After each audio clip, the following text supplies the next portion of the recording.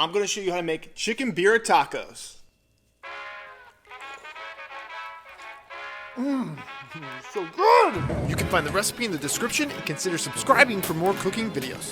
First, we're going to remove the skin from the chicken thighs.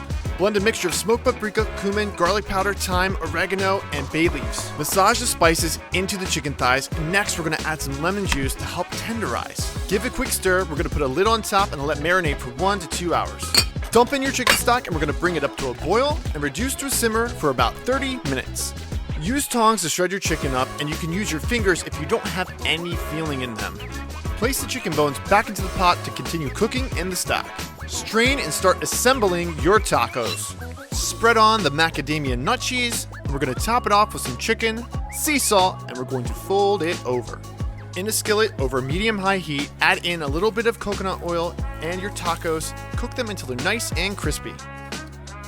Garnish with some chopped cilantro, and on the side you're going to pour in your warm consomme for dipping. If these IBD birria tacos made you hungry, consider giving us a like, and you can find the full recipe in the description below. Thanks for watching, and we'll catch you in the next one.